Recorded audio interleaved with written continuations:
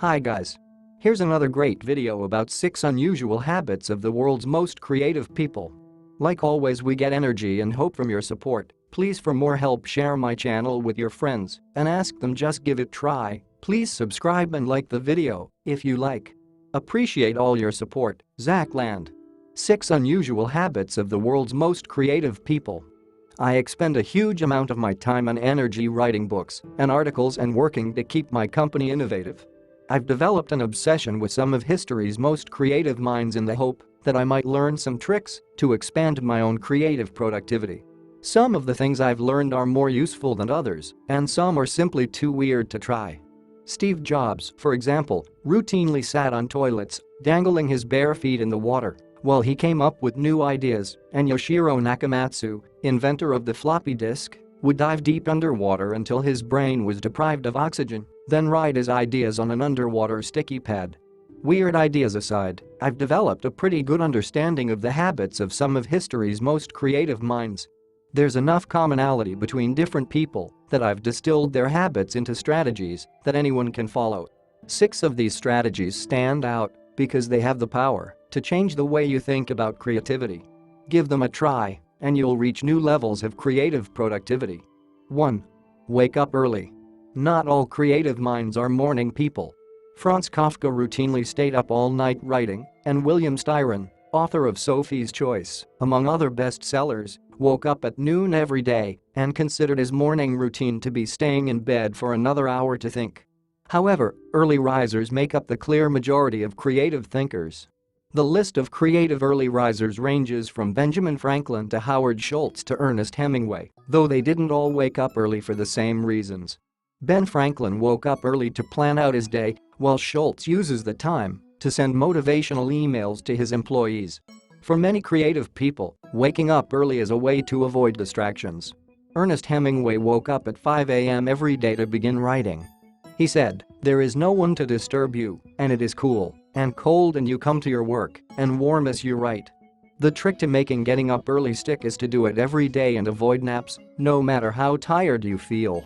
Eventually, you will start going to bed earlier to make up for the lost sleep. This can make for a couple of groggy days at first, but you'll adjust quickly, and before you know it, you'll join the ranks of creative early risers. 2. Exercise frequently. There's plenty of evidence pointing to the benefits of exercise for creativity. Feeling good physically gets you in the right mood to focus and be productive. Exercise also forces you to have disconnected time. It's tough to text or email while working out, and this allows you to reflect on whatever it is you're working on. In a Stanford study, 90% of people were more creative after they exercised. It's no surprise that so many creative and successful people built exercise into their daily routines. Kurt Vonnegut took walks into the nearby town, swam laps, and did push-ups and sit-ups. Richard Branson runs every morning, and composers Beethoven and Tchaikovsky both walk daily. 3. Stick to a strict schedule. It's a common misconception that in order to be creative, one must live life on a whim with no structure and no sense of need to do anything, but the habits of highly successful and creative people suggest otherwise. In fact, most creative minds schedule their days rigorously. Psychologist William James described the impact of a schedule on creativity, saying that only by having a schedule can we free our minds to advance to really interesting fields of action. 4.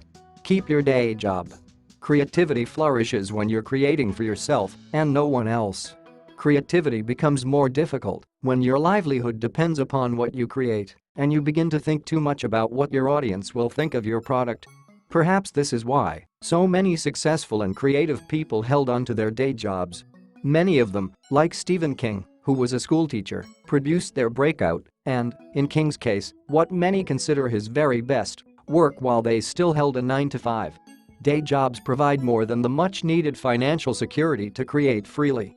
They also add structure to your day that can make your creative time a wonderful release. The list of successful, creative minds who kept their day jobs is a long one. Some notable individuals include Jacob Arabo, who started designing his own jewelry while working in a jewelry shop, William Faulkner, who worked in a power plant while writing As I Lay Dying, and musician Philip Glass, who worked as a plumber.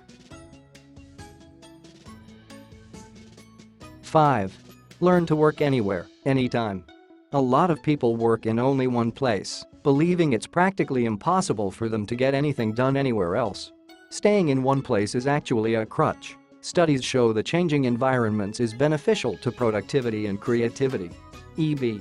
White, the author of Charlotte's Web, said it well: "A writer who waits for ideal conditions under which to work will die without putting a word on paper."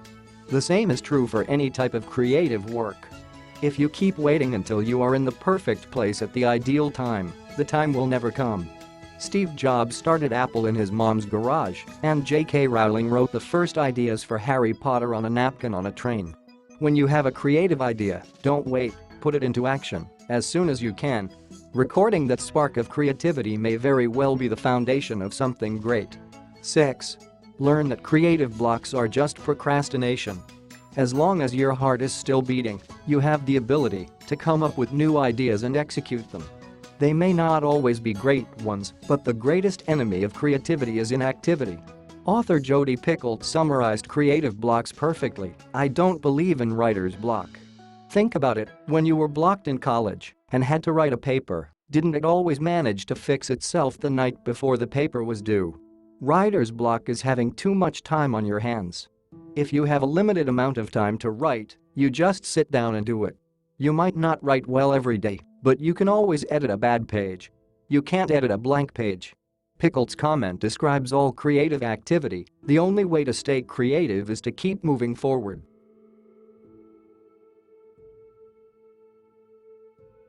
Bringing it all together. In my experience, you must get intentional about your creativity if you want it to flourish.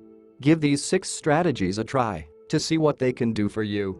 Please share your thoughts in the comments section below, as I learn just as much from you as you do from me.